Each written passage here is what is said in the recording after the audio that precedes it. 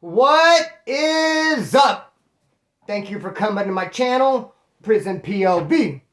Shout out to the joiners, shout out to the point of view crew, and I am so sincerely overjoyed to be bringing this video to you guys right now. To be doing this viewer's choice, I'm so very happy because I'm so very saddened and bummed out by the fact that I have not made a video for a while. It's because me vida loco, everything's cray-cray, but I have been trying to keep in touch through the lives and that sort of thing. But dude, viewer's choice, plus of course other videos planned. I got the book. I don't want to talk about it, I want to be about it, bro. And I feel bad when I'm not being about it. But right now, I'm going to be about it, homeboy. Be about this viewer's choice, brother. So let's straight up kick it off like this. Caleb Laird. Caleb Laird. Now, I picked this question just for the straight up randomness of it. And also, he had 4 likes. I guess other people enjoyed the randomness of it also. But dude, he straight up said his question is, why are you wearing that color blue? And no, actually, the extent of the question is, I want to hear the series of events that transpired when that girl told you, why are you wearing that color blue shirt? Now, see, something like that happened in my life. I don't ever remember talking about it in any sort of video. I must have, though, bro. But I don't remember what I said or exactly what you're asking. But I'll tell you the series of events, all right?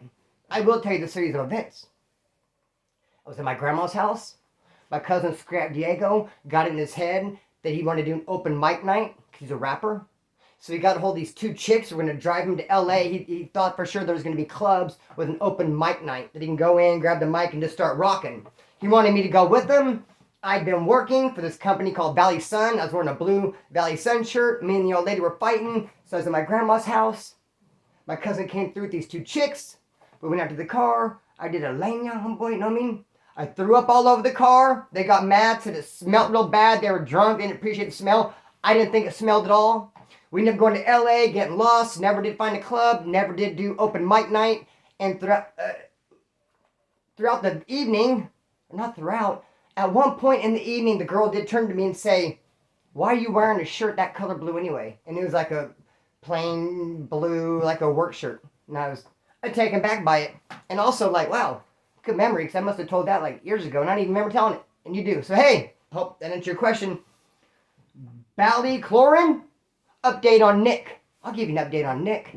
First, let me say that the whole thing with Nick started because a couple years ago, Wes Watson did a video, and he mentioned my homeboy Nick's name, first and last name. It was kind of like smutting him up, homie, talking bad about him. So I got a hold of Nick and wrote him in prison and said, this is what dude said about you.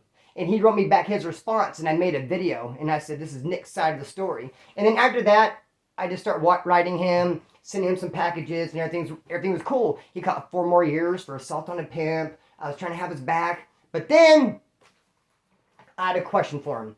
And it had to do with me. Because some stuff happened with me on a level 3 yard that it flew. He's on a level 4 yard. He does that level 4 time. I always wonder myself, if that were to happen on a level 4, would I have gotten in trouble? So I wanted to know, bro, and it was kind of humbling for me to tell him, but I was kind of embarrassed to tell him even what happened.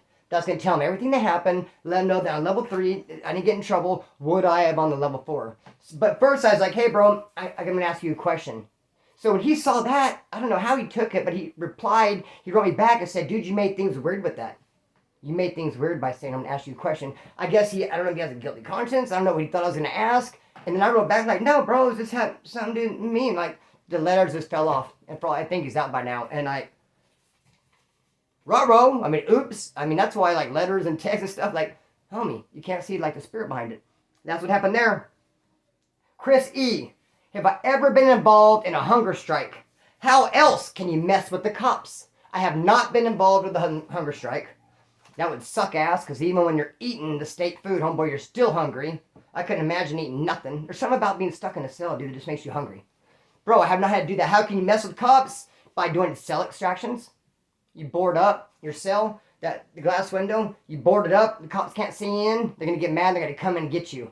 Cell extraction, or just refuse to leave, and they call you out for court, call you out for yard dare, and they want you out. No, don't cuff up. Make them come get you. Don't come out the cell. Or hold your tray. They feed you, they come around later to collect your tray, like, no, I'm not giving my tray back. dude, they're going to have to do the self-extraction. It's going to mess with them. They need that tray. One time I was a porter feeding dinner. And we're feeding the PCs. And this one PC, and he was a hardcore PC too, because he had a blue band for PC and a red band for like high power crime, like up there, either third strike or something crazy. So like a high power PC homeboy, and he held his tray. And the cop was telling this other cop, and she's like, damn it, man, he held his tray. We're gonna have to call in the CERT team. We're gonna have to take these porters, the people, including me, who were working, and lock them in the laundry room. I hate when they do that, dude. We were almost done. We're gonna go back to our dorm. I don't want to get locked in the laundry room for like 2 hours while I call the CERT team and freaking get this tray from this lame. The cop don't want to do it either. I told him, dude, I'll open the door. I'll go get that tray. He's like, what? I was like, dude, open the door. I'll get that tray. He opened the door. I walked in there, and there's a pile of shit on the ground too. The dude straight up had pooped on the ground. He must have been a little bit J-Cat. So, I mean, I was careful not to step in that. Walked in and grabbed his tray and just couldn't avoid it. I mean, I couldn't not avoid it. I couldn't help the overwhelming urge to just, bam, I cracked him, bro. You know what I'm saying? And then I came out, the cop got mad. He's like, hey, I didn't say you could hit him. I was like, couldn't help it. I didn't plan on it. This is like instinct, impulse. Fuck him in the neck. So yeah, hold that tray, homeboy. Self-extract. Jess the Barber. Funniest thing I ever seen in prison. Bro. Got into a riot at CMC West. Woods and Southsiders. It's a pretty big riot, dude. It kicked off. The dorms at CMC West are like, picture a single wide trailer. They look like a long skinny thing, like a submarine, homeboy. And it pretty much kicked off throughout the whole thing. And you turn this corner into a TV room. It kicked off in the TV room too. Like the whole thing was like rocking, homeboy. It started right here it started right here with me and Hot Rod against these Southsiders. So it's us two against 10 Southsiders. It kicked off, boom, the whole thing came rocking, bro. Even in the TV room. Cops came in, put everybody down. Then they start handcuffing people and taking people out. They start clearing out the TV room. And there's this dude named Trigger. This Southsider from Lompoc. He acted like he was the hardest motherfucker ever, bro. Too hard for the yard. All about that tough talk, homeboy, and that high power hour. He just had a cold stroll. He was the one to slang the ink. He thought he was all that in a big bucket of boats, homeboy. I knew he wasn't. I knew he wasn't about shit. So they're clearing out the TV room. And here comes old Trigger. They got him handcuffed and his hat is on his head, dude. After a big ass riot kicked off. I mean, my shirt was ripped off. People are missing shoes and shirts and all kinds of stuff. Dude, there's cards flying. Homeboy come walking out and he had the nerve to still have like a cold stroll, bro. He came out like he was just that dude, homeboy, in his hat. And it was like barely sitting on his head. You know how people wear hats? It went all like down. Dude, that hat should have been flown across the TV room, dog, if he was actually, apparently, obviously, he just went, he licked his nuts in the corner. He didn't get involved based on that hat, brother. So that was one of the funniest things I've ever seen. And we laughed. We chuckled. Look at Trigger's hat. The fist up. So, your name is a symbol. I don't know what your name is because it's a symbol in the comment sections. But you asked me, have you ever done time with dudes from Cocoa County? Yes! Seen a bunch of dudes from Cocoa County up in the pen. I mean, I think I touched on the story before where I was on a yard with 4 Woods from Cocoa County. 2 of those dudes looked exactly alike, but they were not related at all. But they hang out all the time. These other 2 dudes did not look alike at all, but they were brothers. Twins, in fact. So you got these 2 twins do not look like each other at all. Then you have these other 2 dudes that look identical, but they're not related. And I would always hear them say the twins from Cocoa County, and I just assumed talk about the 2 dudes that looked alike. I mean, my bad. There's 4 dudes, 2 of them are identical, 2 of them are not, and they're talking about the twins. Call me crazy. I just think they're talking about the dudes that look alike. Oh yeah, you know the twins from Cocoa County? Yeah, I know those dudes look alike. And one day someone came up, hey Splinter, do you know those dudes, the twins from Cocoa County? I go, yeah. Well, give this to them.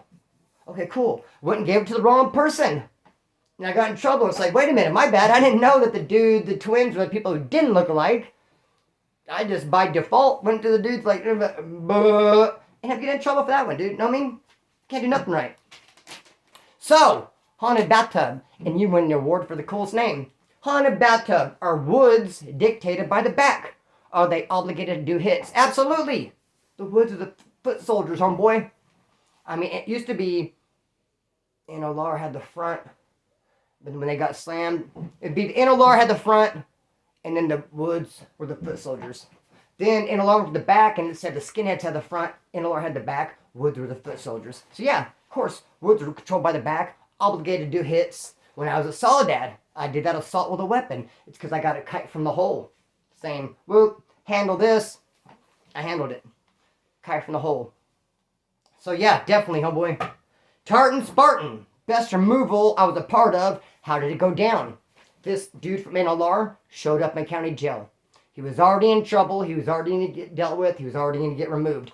I had a problem with him, though, because we were hanging out the same pad. Some stuff came up missing. He blamed it on me. He went around smutting me up and said that I stole a bunch of shit because I went to jail first. While I'm in jail, he's stealing stuff. People are noticing stuff missing. He's like, Splinter took it. Now, how he messed up is he took a carburetor off this dude's like 67 Camaro or something. Some Edelbrock. I know nothing about carburetors to this day. Back then, I was even worse. Back then, I didn't even know righty-tighty, lefty-loosey, and people knew it. I couldn't do brakes. I knew nothing about cars. So for him to say I stole the carburetor was just kind of funny. That's how he got caught up. He was stealing shit, blaming it on me. He shows up at county jail. It's like he has to go. When I found out he had to go, it's like, let me be involved because he's running around talking shit about me. I went in there with one other dude. I rushed up on him first. A little bit of a one-on-one, bum. I was surprised he didn't really fight back. Curled up in the old ball. Then the other dude got tired of just watching, so he got involved. Then he was like, I stepped back, let them get a little bit of a one-on-one, and then we jumped him. So he got broke off. He took his shirt off, and he was holding it to his face like that, covering the blood. Last time I saw him. So, moving right along. Nicholas Baker. Do other states on the West Coast program like Cali? Like Washington and Oregon, he said. No. I know that because when I was doing time in Arizona... Now, Arizona is like a corporation prison. They build these prisons. They hold inmates for other states. That's what happened. That's why all these inmates went out of state to Tennessee, to Oklahoma, to Arizona. It's because California ran out of room. They can't build any more prisons. The voters voted against it. Where are we going to put these inmates? Start shipping them out of state. Guess what? Other states do it too. So I'm in a prison, and there's all these Alaskan inmates right here, and all these dudes from Washington right here. And the Washington dudes, no disrespect, were, homeboy, soft as cotton dog. They walk around with shower shoes in the day room, white dudes with do-rags, not working out, funny style, just a dirty dorm, weren't programming, homeboy, no, we're not representing to the fullest. So, I guess I'm judging that whole state just based on what I saw there, but be that as it may, if the shoe fits. So, Volkswagen, inmates being charged rent. Doesn't happen in California. They would look at it like if you're weak enough to pay, you can't stay.